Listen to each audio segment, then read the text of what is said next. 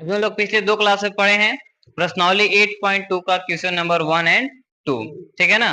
तो अभी हम लोग क्वेश्चन नंबर 3 को सॉल्व करते हैं, ठीक है। 3 भी बाबू बहुत आसान है, इसको सॉल्व करना बहुत ही आसान है, बहुत ही इजी है। तो चलिए हम लोग यहाँ पे ध्यान देते हैं। तो cos 45 डिग्री का मान क्या होता है? cos 45 डिग्री का मान आप लोग को हम सबका मान याद करवाएं अच्छे तरीके से ना। तो उसी तरह बताइए cos 45 डिग्री का मान क्या होता है? 1/√2। वैसे ही बाबू बटा था, बटा कर दिए। अब सेक 30 डिग्री का मान, तो सेक 30 डिग्री का मान क्या होता है बाबू? 2/√3 प्लस है बाबू, प्लस कर देंगे। और अब बताइए कॉसेक 30 डिग्री का मान क्या होता है बाबू? 2। कॉसेक 30 डिग्री का मान क्या होता है? 2। अब बाबू कोई भी अंक के नीचे एक रहता है, यहाँ आप लिख सकते हैं, कोई दिक्कत है? नहीं, ये तो ऐसे है, कोई दिक्कत इसमें नहीं है। लेकिन ये भिन्न का जोड़ बन गया, तो इसको हम लोग भिन्न के जोड़ के रूप में सॉल्व कर देंगे। तो देखिए आगे सॉल्व करते हैं। इसको ऐसे ही छोड़ देते हैं, 1/√2 बटा में इस दोनों का एलसीएम लेंगे बाबू, तो कितना आ जाएगा? ये दोनों का एलसीएम लेंगे तो आ जाएगा √3। अब √3 से √3 डिवाइड करेंगे तो कितना बार में लगेगा? एक बार में। तो ये हो जाएगा, एक में 2 से मल्टीप्लाई यानी गुना करेंगे तो हो जाएगा 2, प्लस का प्लस। अब बाबू एक को √3 से डिवाइड करेंगे तो कितना आएगा? √3 बार में हो जाएगा। और √3 को 2 से गुना करेंगे तो हो जाएगा बाबू 2√3। यहाँ तक कोई दिक्कत? अब आगे सॉल्व करते हैं। तो देखिए 1/√2 गुणा में ये हो जाएगा √3 बटा में 2 प्लस 2√3। यहाँ तक बाबू कोई दिक्कत है आप लोग को? यहाँ तक तो कोई दिक्कत नहीं होना चाहिए। अब इसको गुना कर सकते हैं हम, तो √3 में 1 से गुना करेंगे तो कितना हो जाएगा बाबू? √3 बटा में। अब बाबू इसको गुणा कर सकते हैं। अब बाबू पहले इसको इसको करेंगे तो 2 से √2 में करेंगे तो हो जाएगा 2√2 प्लस का इसको इससे करेंगे तो हो जाएगा 2 का तो 2 रह जाएगा और रूट में रूट से गुना हो जाएगा तो √6। यहाँ तक ठीक है। अब आगे सॉल्व हो सकता है बाबू? अभी तो यहाँ पे कुछ नहीं हो सकता।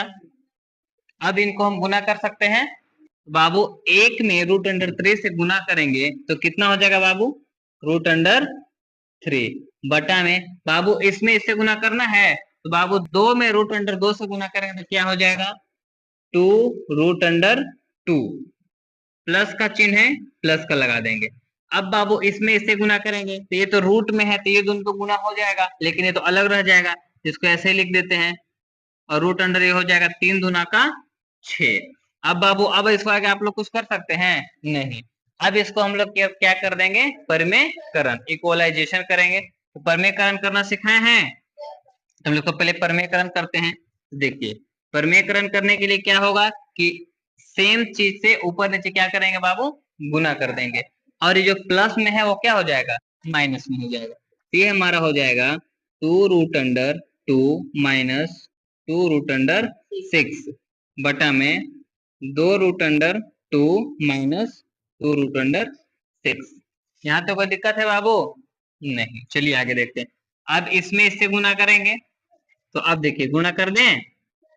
देखिए अब बाबू इसमें इससे गुना करेंगे तो 2 का तो 2 रह जाएगा और रूट वाला गुना हो जाएगा साथ में 3 दूना का 6, तो 2√6 माइनस है बाबू, माइनस कर देंगे। अब इसको इससे गुना कर देंगे तो 2 तो अकेले ऐसे रह जाएगा ना। अब रूट वाला इससे गुना करेंगे तो 6 कितना हो जाएगा? 18। यहाँ तो कोई दिक्कत है बाबू? नहीं। चलिए आगे देखते हैं। बटा का चिन्ह है, बटा का चिन्ह कर दिए।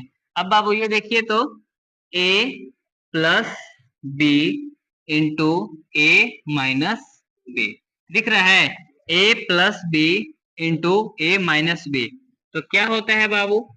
a plus b into a minus b को हम लिख सकते हैं a² माइनस बी का स्क्वायर, लिख सकते हैं।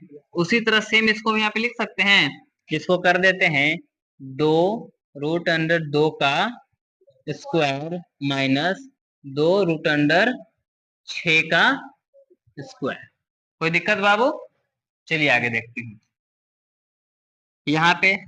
और इसमें अब हम लोग क्या कर सकते हैं बाबू, यहाँ पे देखिए तो हम लोग 18 को यहाँ पे तोड़ सकते हैं, तो तोड़ देते हैं। इस पहले इसको ऐसे लिख लेते हैं, 2√6 माइनस 18 को हम लोग अगर तोड़ेंगे तो देखिए हम लोग 18 को तोड़ देंगे तो क्या हो जाएगा, 2 से 2 9 18, 3 से 3 तिया का 9। अब तो नहीं कटेगा, तो ये दोनों बाबू जोड़ा लग गया, जिसका जोड़ा लग जाता है उसका वर्गमूल निकल जाता है, मेरे पास 2 बच गया। तो अब हम लोग इसको कैसे लिख सकते हैं, ये 2 का तो 2 रह ही जाएगा, 2 2 का 2 रह जाएगा ना बाबू, और ये हो जाएगा गुणा में, सॉरी 3 बाबू निकल गया है ना, तो 3√2। कोई दिक्कत है बाबू, 3 तिया का 9 और 9 दूना का 18।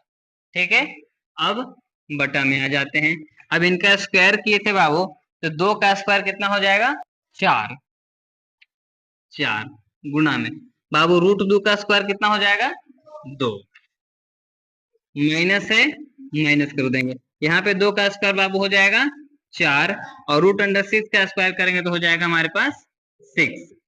कोई दिक्कत नहीं। अब देखिए थे बाबू, ये दोनों में 2 कॉमन दिख रहा है, दोनों में 2 को हम बाहर निकाल लें, बाहर निकाल 2 को हम कॉमन ले लेंगे बाबू, तो बच जाएगा हमारे पास √6 माइनस में 2 तो बाहर निकल गया, हमारे पास बच गया 3√2।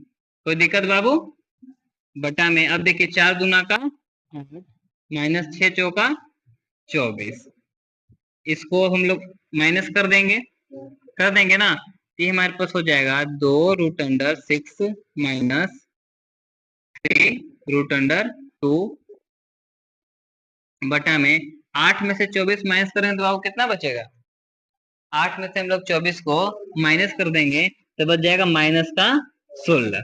अब अब 2 से 16 कट जाएगा 8 बार में, हमारे पास अब ऊपर में बच गया √6 माइनस 3√2 बटा में माइनस का 8। अब बाबू हमको माइनस को बाहर निकालना है, माइनस को बाहर निकाल देना है ना, तो माइनस को हम कॉमन कर लेंगे तो क्या बचेगा, जब हम माइनस को कॉमन करेंगे तो चिन्ह हमारा बदल जाएगा, जो माइनस था वो क्या हो जाएगा, प्लस हो जाएगा। तो ऊपर में हम माइनस को बाबू बाहर निकाल लेते हैं, तो माइनस को हम बाहर निकाल लिए तो हमारे पास क्या बचा बाबू, ये 3√2 माइनस में था, तो इसको हम प्लस में कर दें, 3√2। अब ये √6 क्या चीज में है, प्लस में है, इसको हम उधर ले जाकर क्या में कर देंगे, माइनस में। कोई दिक्कत बाबू नहीं, बटा में 8 माइनस का, माइनस से माइनस कैंसिल हो गया, हमारे पास आंसर में क्या आ गया बाबू, हम आंसर यहाँ पे लिखते हैं, आंसर में बच गया 3√2 माइनस √6 बटा में 8। ये आपका हो गया बाबू आंसर। कोई दिक्कत है बाबू, अगर जिसको भी ये क्वेश्चन समझ में नहीं आया है, ये वीडियो अपलोडेड रहेगा, आप लोग एक बार फिर से रिवाइंड करके देख लीजिएगा, अच्छे से समझ में आ जाएगा। ठीक है।